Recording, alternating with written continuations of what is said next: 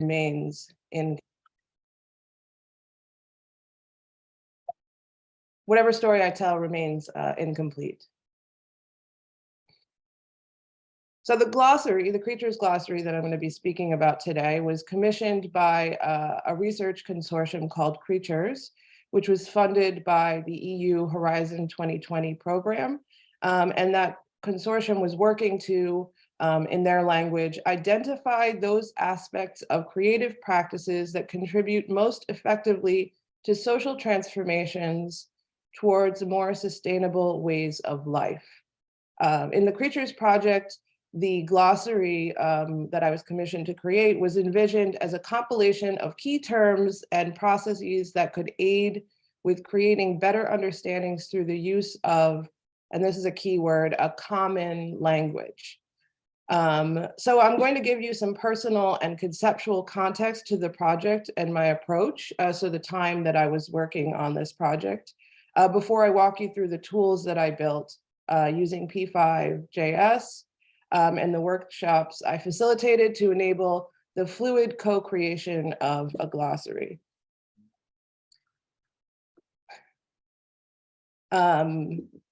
September 2019 was the time, yes, I was in the front room of my apartment where I'd lived through the 2011 revolution in Egypt and all the years of its aftermath.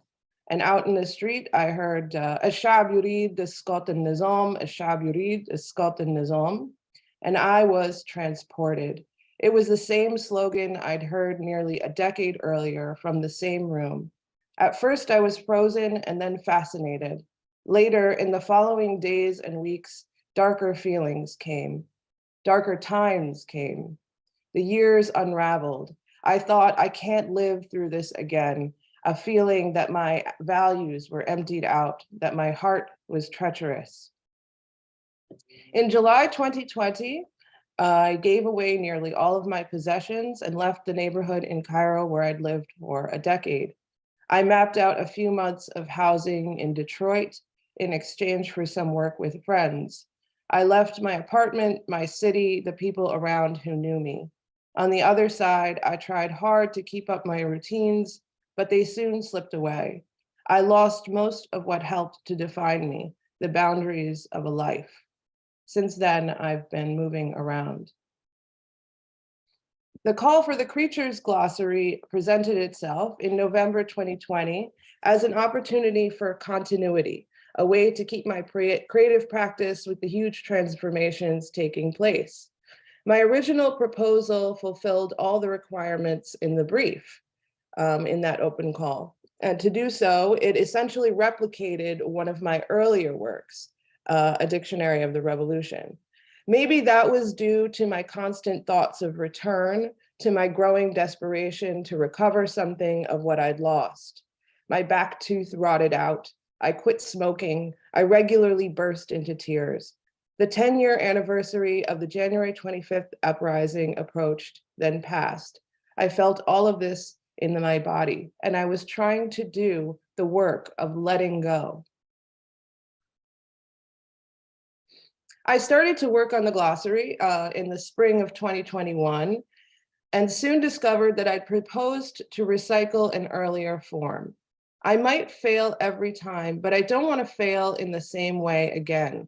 Among other objectives, I'm supposed to build a knowledge base for the glossary. So I plan to get that knowledge from scholarly articles in academic journals.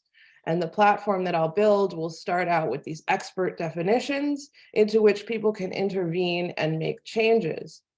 Looking closer, I see my colonial logic. I've begun by establishing a binary between experts and participants. I meet with the Creatures team. There are different relations of power moving through the project, entangled with each other. I become defiant. I stay up late and rewrite my proposal. In my life and now in my practice, I'm doing the work of abandonment. I want to empty the work of its content. I think in my previous project, A Dictionary of the Revolution, I failed by fixing a narrative where I wanted to complicate one. Now I don't want experts. Instead, I want to build a tool that gives everyone authority, everyone access. What if every user has the power to revise, to erase? How will we interact? What language will we make to narrate a way forward? How is it possible to write, to imagine together? I think the answer is a poem, fluid and collaborative. So now I'll take you back to a previous project, a Dictionary of the Revolution. I want to give you an idea of what I mean by failure in this project. So what was this conflict? Where did this conflict arise for me? Between the years of 2014 and 2018, I tried to document language change in Egypt. I conceived of the project during the 2011 uprising, when I spent a lot of time in the streets of downtown Cairo as a newcomer, learning to speak to people there. People were talking about the government, security forces, and other political elements. And I often asked people to explain what certain words meant. I've always liked talking, but as an emerging speaker, I often found myself in the position of listener. My questions evoked rich content, stories and opinions, scenes from the political life of the country, and meanings that sometimes widely varied from person to person.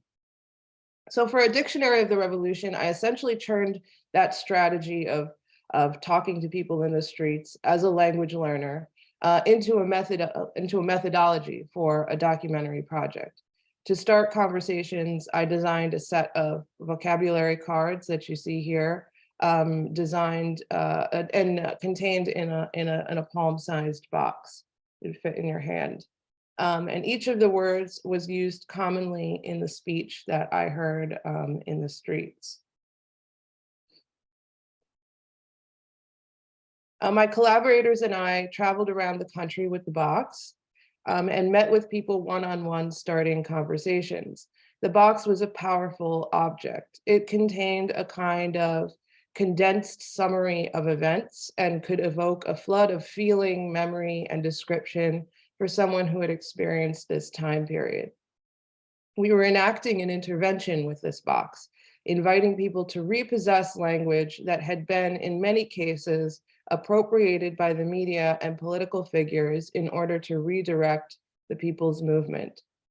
This was, in a sense, an activist project that tried to shift relations of power. Later, the project entered a very different phase, one that was solitary and not so much socially engaged. For years, I sat in my studio editing and archiving the recordings, of which there were about 200 hours, transcribed, cut up, and wove together polyvocal text entries, and then designed a digital publication, which you might have opened up by now, for users to navigate through a web of concepts, objects, characters, and events that tell the nonlinear story of the revolution. The publication contains all sorts of language, including testimonies, opinions, lies, and sometimes even hate speech. In some cases, this text restages instances of language used as a violence in order to make visible the drama of collectivity. And sometimes I think perhaps all language is violent because it seeks to limit and to categorize. So here's my question for the project that I'm working on, that I worked on at Pritchard's Glossary, is maybe, or is also driving my practice in general, is what might a nonviolent language look like? You know, despite the thousands of hours of work I put into making this archive for a Dictionary of the Revolution, into producing the text, I think fixing a narrative of the revolution might in fact be counter to its radical aims. So I keep returning to reflect on the performative research that we conducted with the vocabulary box.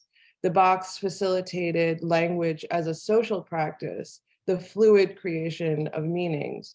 It was a prompt to shift relations of power. Decolonial scholars Sinfree Makoni and Alistair Pennycook assert that, quote, languages do not exist as real entities in the world, and neither do they emerge from or represent real environments. They are, by contrast, the inventions of social, cultural, and political movements. And as well, it is the people themselves that have rights to use their styles and ranges of languages in whichever way they do. And our work as decolonial scholars, they're positioning themselves, is to support people, enhance communication between them, and create communicative contexts which would enhance people's abilities to carry out their activities to improve their social welfare. So I'm taking cues from these decolonial scholars, as well as inspiration from the linguistic activism of scholar and teacher Ofelia Garcia, who calls translanguaging, quote, the use of the full language repertoire to make meaning without thinking of the fact that one language is different from the other. It is translanguaging, that is, a way of teaching, a pedagogy that builds on the fluid language practices that bilinguals have. It's an explicitly political project. It, quote, disrupts the hierarchies of named languages that were installed by colonial expansion and nation building to liberate sign systems that have been constrained by socio-political domination, attempting to give voice to all and redress power differentials among speakers. So I'm returning to the words of Makoni and Pennycook. A nonviolent language might, quote, flow and change around us. New combinations of languages and cultures will be put together. Texts will be sampled and mixed in ever new juxtapositions. So in a series of projects that I'm working on, of which the Creatures Glossary is one, I'm exploring these acts of languaging. I'm approaching language as a site where displays of power are continuously produced and contested. I stage interventions such as the conversations that my collaborators and I initiated with the vocabulary box in Egypt. I invite my collaborators to engage in meaning-making processes instead of producing fixed meanings. I try to fabricate space for polyvocal states of being rather than fashion polyvocal texts. So now I'll talk to you about practically, how does that look? And in this particular project, Creatures Glossary, how am I putting these ideas into actual play? So for the Creatures Glossary, I created a set of tools that includes games, a website, workshops, and person-to-person interactions. All of these tools were developed during the height of the COVID pandemic, so they're things that can be take place online. How might we define language together if we can't meet in physical space is an important part of this project.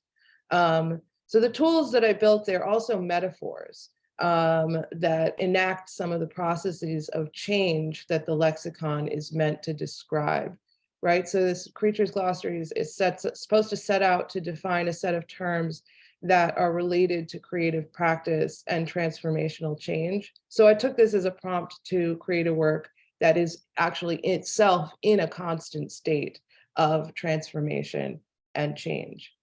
The glossary has included a number of workshops that are held on Zoom, along with an online campaign inviting individual interactions. During workshops, we interact with each other and use the online tools that I built at the website glossary.languagings.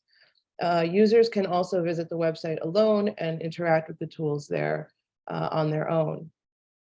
The website includes open source real-time text editors and games that request input from the users.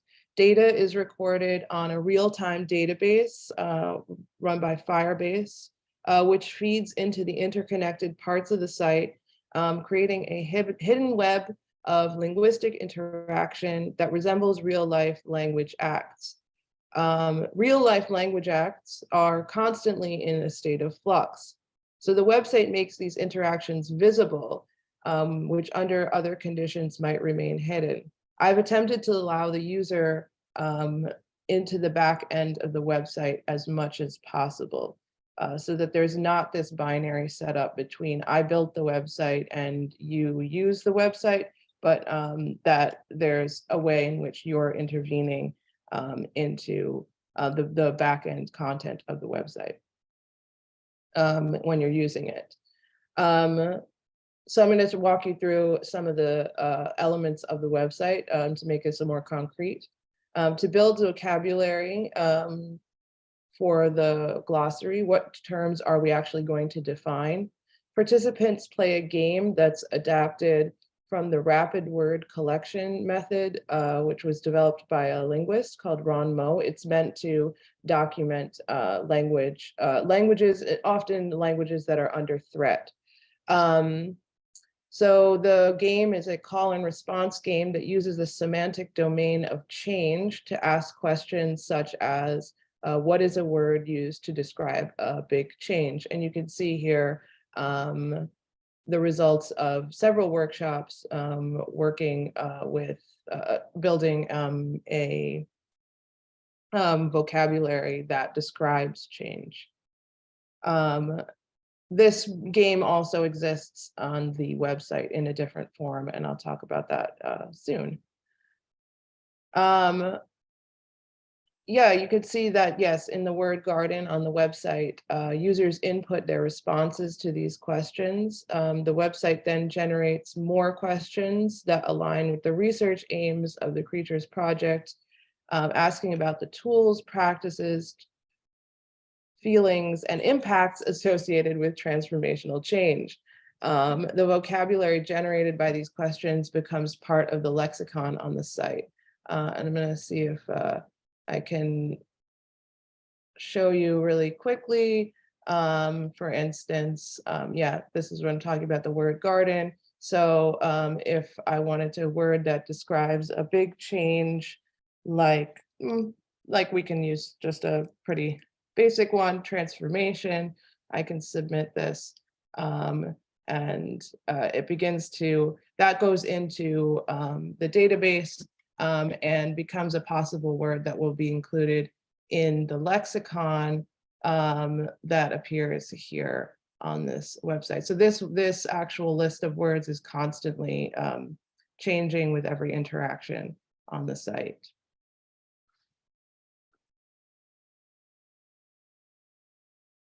The playground on the website is a free space where users can select words that to be included in the lexicon. It's another way that you kind of voting for what words will be included. And you can create these word communities, which later appear elsewhere on the site as related terms. It's, yeah, that's that. And also the website dynamically produces a real-time collaborative text editor for each term that is added to the platform that uses an open source software called FirePad. Evolution, for instance, you can see this is a text editor. I could go in here and make a change to it or change it back. I can also see the history of everyone's contributions to the term. So you can, any user can go in and add, change, or erase part or all of an existing definition. And for users who are hesitant to disturb existing text, there's a simple input box that asks, what does this term mean to you? And offers a straightforward additive way to make a contribution. So I was showing you just now, the collaborative text editor records all the inputs for a particular term.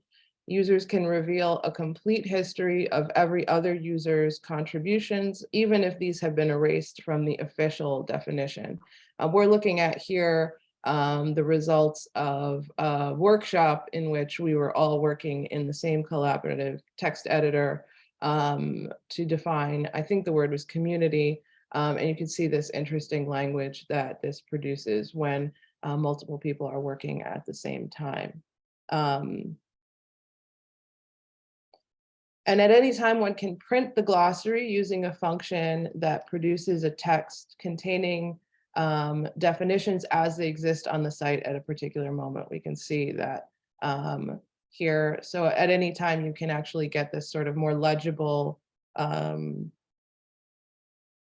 lexicon or this glossary document that can be printed. Again, it changes with every user's interaction. It is open, fluid, and changeable both in the definitions and in the set of terms that it is defining. Finally, there's an interview with the word game that asks players to become words, to embody and speak as them. And when played in person-to-person interaction, an interviewer asks the words questions, becoming a collaborator in making meaning. So this is a very poetic way of defining language. In digital play, the computer asks these interview questions selected from an array of questions that were developed during interpersonal play. If my sound works, hopefully we can watch this, this short video.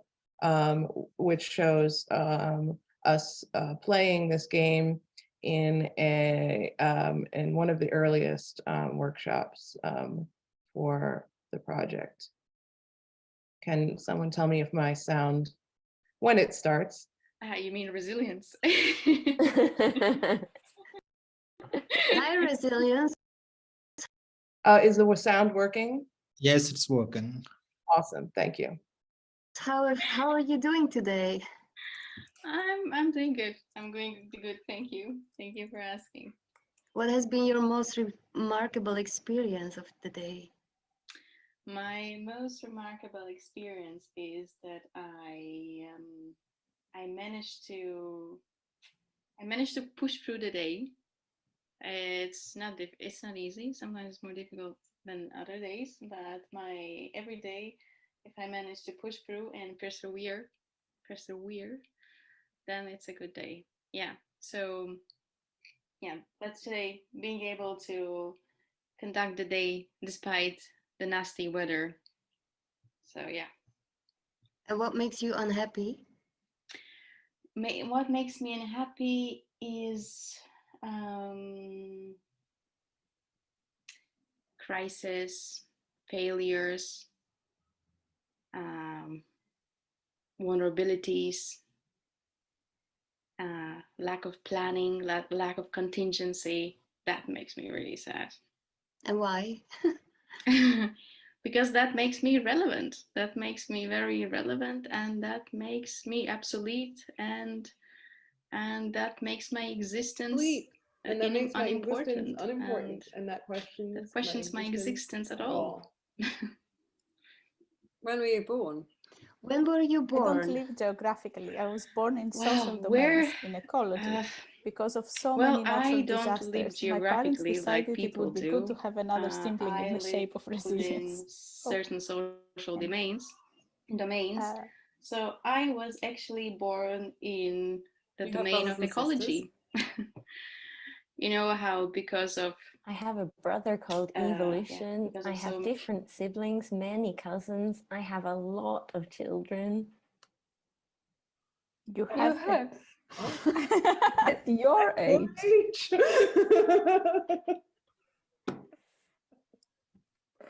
I'm quite old. I'm like really, really old. I am. You can trace me back to Darwin, like evolution stuff. I go way back. I wasn't called resilience at the time. Actually, my name comes from Latin and it means to bounce back. Real thing.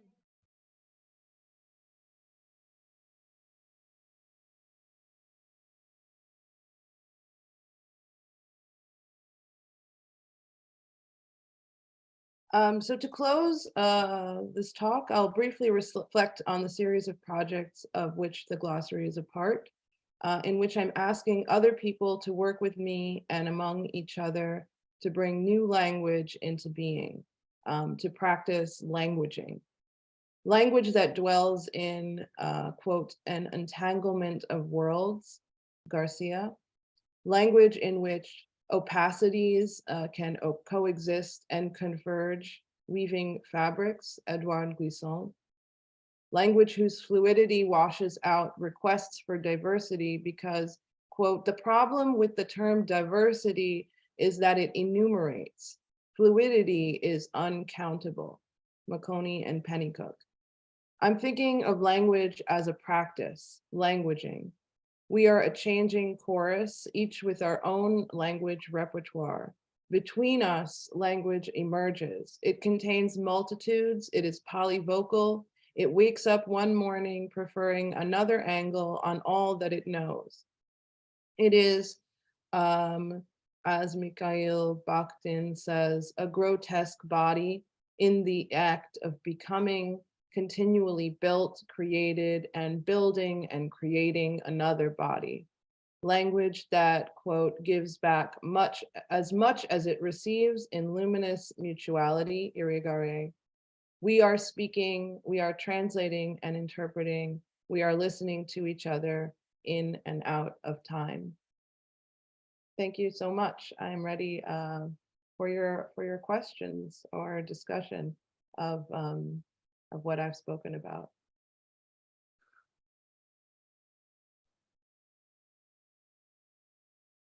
Thank you, Amira, for that very exciting and innovative and provocative presentation. I'll open the discussion by asking you a question, because your process of meaning making is open. It evolves, meanings are not fixed, yet you use the phrase official definition, right? So I'd like to know, how do you arrive at the official definition of a word? And once you arrive at the official definition, does it mean that it is fixed or it continues to evolve? I wonder where I use the word official definition. I suppose it might have said that in the place where it's sort of, I mean, official definitions, historically, it's dictionaries, right? Right.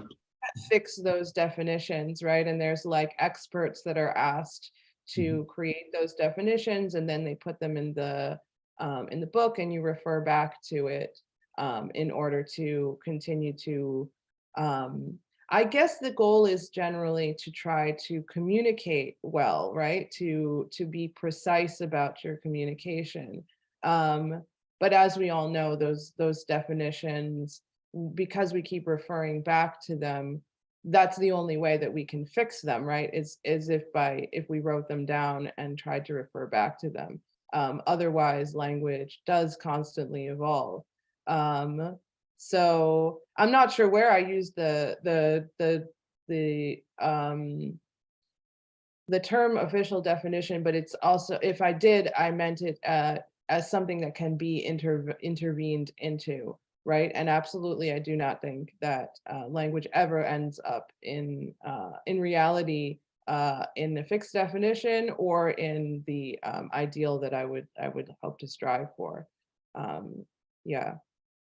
I hope that answered the question. Yes, very interesting. Now the floor is open for questions and comments. Who is taking the question? Aqib? Yes, sir, I am taking the questions, but there are no questions in the chat box yet. So may I go ahead and ask a question myself? Yeah, sure. Thank you.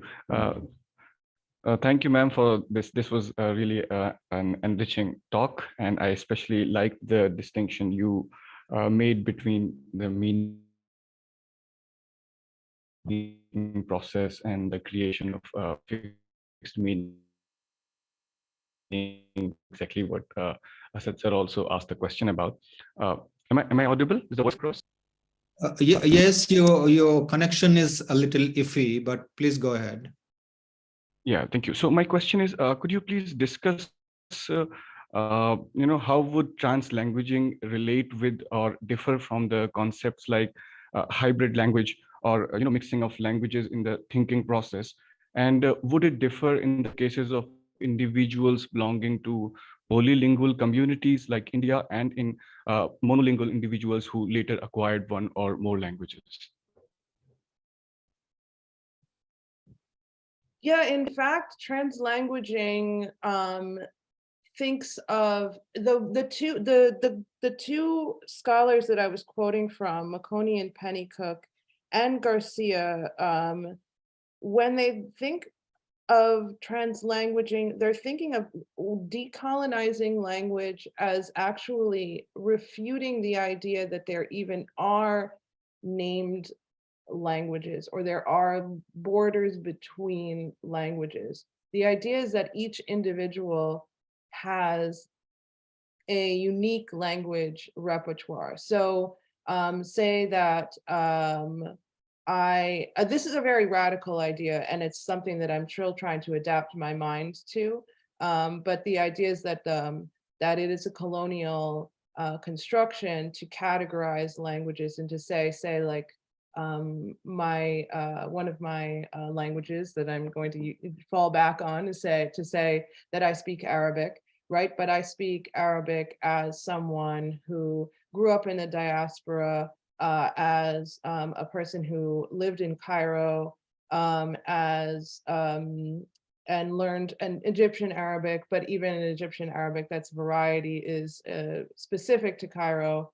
And then the people in my community, almost all of them speak English. So when we are speaking in that combination of, Egyptian colloquial Arabic and English, and maybe there's some French in there, or some Spanish, or there's something else going on there. But the idea is that in order for me to possess that language as my language, that's just my language, right? I don't have to name it like I just did. These pieces come from here, and these pieces come from here. So I'm thinking about that more in obviously in other works that I haven't presented here. The Creatures Glossary, you could in fact use any alphabet that you would like while you were typing in there. So any types of languages could show up there. But in fact, what happens is people default to speaking English and to using English. And I wanted to actually more directly respond to your question that I do think that in practice, polylingual people who are living in a more polylingual environment are going to approach things differently. But I don't think that necessarily that there's like my approach towards the different communities would actually be different. Well, I think you, Azhar has a question. Yes. I'm reading it out now. So this question is from Azizuddin Sahaji, and he asks, do you think similar kind of initiatives are there in other languages? Suppose there are several dialects in one language, think of Hindi or Bangla. Do you think languaging is possible there? I like that this is asked again in a different way, because I can answer it and maybe even make it more clear that yes, absolutely, I think languaging is possible for any individual, regardless of what their linguistic background is. I do think that there are limits, of course, to understanding, right, and comprehension of each other, and that's an obstacle or perhaps it's not an obstacle. I feel like in a way it's an opportunity to get more comfortable with the idea that you don't always understand everyone else, and how can you live a peaceful, maybe if that's your goal, or or how can you live with conflict, or misunderstanding. How can you adapt a life that actually accommodates that, and not feel like where I started, where people were asking me throughout my life, in the different places that I've lived, where are you from? And that's a complicated story, right? It's not a straightforward story. What I would like is for people to be like a little more comfortable with like that complicated, the complicated answer. But that's not usually what they want. They want it to be a sort of like, let's fix this really quickly, so I can like move on, I don't know, and feel comfortable that I understand you.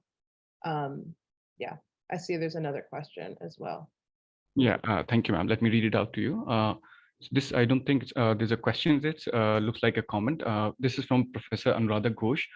She says, in the slide on creatures, I'm quite intrigued by the figure created by fusing different species together, much in the way nonsense literature produced by Sukumar Ray in Bangla to demonstrate portmanteau words or even compound words that are neologisms used to convey a notion. Oh, that's just so beautiful. I love that. Yeah, nonsense literature for sure. When I was growing up, I was loved the Alice in Wonderland books. My God, I used to read them like every single day. The Lewis Carroll ones with there's nonsense poetry in them, and this sort of mathematical literature. So I absolutely am going to, I'm not familiar with Sukumar Ray, and I will seek that out to try to know more about it. Yes, and I'm delighted actually with those texts that get produced in the nonsense texts that I showed, that in which that get produced through those collaborative text editors. I think there's a lot of possibility in things you can't understand, or and how you relate to text that you don't necessarily know the meaning of.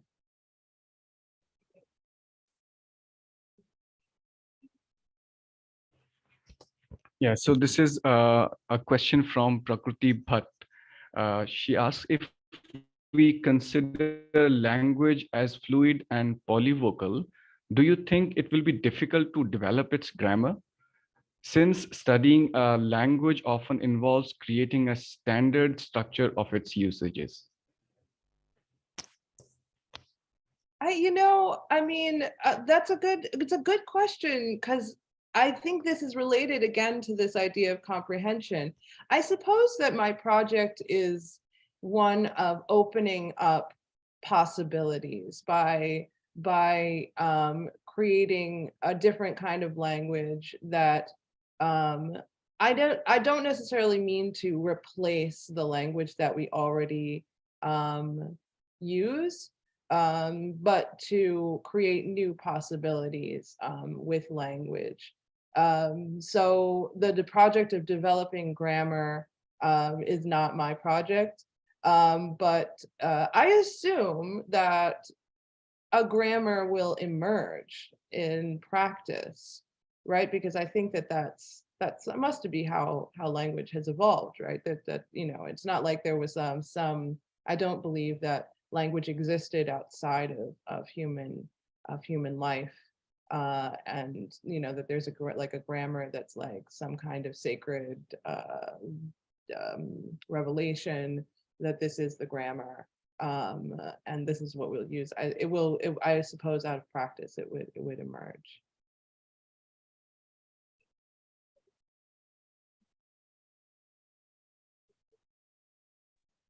Thank you, ma'am. I don't see any more questions here. I'm sorry, I interrupted, I guess. No. I was just going to say thank you for the nice compliment that I see in there about the Dictionary of the Revolution. Oh, all right. So I don't see any more questions, and I think. Aqib, I can ask the last question. Sure, sir. Third one, right? So this is in tune with the question about the grammar, because the idea of languaging it looks very empowering, very provocative, very innovative. But then there is also limitation to arbitrariness, isn't it? Because meaning making also requires that those meanings should be accepted by a community. In other words, you need to arrive at a consensus about the meaning of a particular word. That is how things are, right? So this I'm trying to imagine some of the challenges in the project. Because if there is no consensus about the meaning of a particular word, how many possible meanings will you accommodate? And the more meanings will be accommodated, there will be greater and greater fluidity and ambiguity that will hamper communication. This is, I'm just inviting you to imagine a situation like this. Well, I don't actually agree with the premise. The premise being that we need that even that we already have this fixed meanings. I think that my project is hoping to reflect more of a reality. The reality being that when I use a word, I may very well, I'm bringing a history of that word and a history of that word's use that isn't actually the same as your history of language use that you're using. So especially like this context is wonderful. I've never been to India, and I know that many of you who are in the Zoom are in India. And in India is just like such a monolithic, huge concept too, right? I mean, I'm sure that there's lots of variety inside India of depending on, who's going to be using this word. I think that, yeah, that thinking about the multiplicity of meaning I really don't believe that is going to like lead to a language decay or communication decay or a decay in comprehension, because I think it's a reflection of the actual reality that we live in. Great. That question too, yeah. So we have another question from Professor Ghosh. Shall I read it out? Certainly. Yeah, so she asks, I'm quite intrigued by the erotics of the form rather than the meaning of it all, as meaning is context specific for the reader to construct, or is it for the author/creator to set? I'm working on trying to understand the question. I'm quite intrigued by the erotics of the form. Well, that's very provocative. I love that. Rather than the meaning of it all. So meaning is context specific. The reader construct. It's between us all. That's like, I think there's a way in which this work, when I was saying that I'm trying to let the user into the back end, there's a blurring between what is a reader and what is an author, right? The author is the reader is the author. If you click a button, I suppose you could just go to the site, just click some buttons and read. But the moment that you enter a character or respond to a question, you've become an author of the glossary. And that's actually, this is a very, very good question. And that's something I should make a note of to maybe make more prominent in when I'm talking about the work, which is that's one of the things that really disturbed me about the Dictionary of the Revolution, was that once I launched it, it's sort of just like, it can no longer be changed. This narrative of the revolution that I've written down, which is complicated and has lots of voices in it, it still cannot be changed, right? I fixed this story, I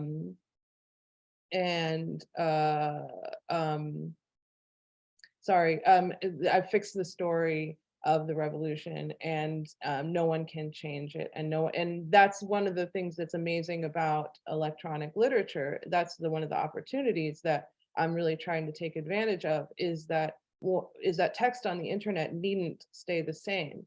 It needn't be, and there have been times with the Dictionary of the Revolution where I found an error, say, or I wanted to change the translation because I thought I found a better one, and I've gone in and actually changed the text, but it's only me that can do that.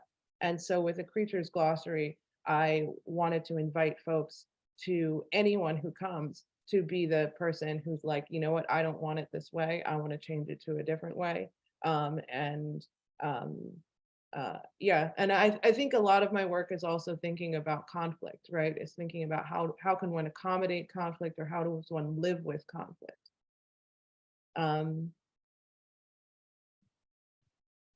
Yeah, that's, I've answered that question now, I think, too. Are there any final questions? Or I'm actually I'm going to share my my email in the chat, so that in case anyone would like to reach out, if they think of a question later, or just want to share something with me, my email is there. That will be great.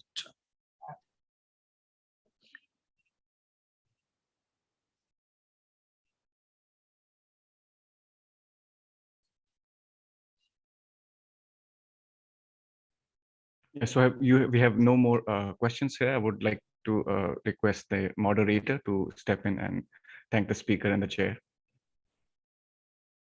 Yes, thank you, sir. And thank you very much. It was such an insightful talk. There is so much to learn from.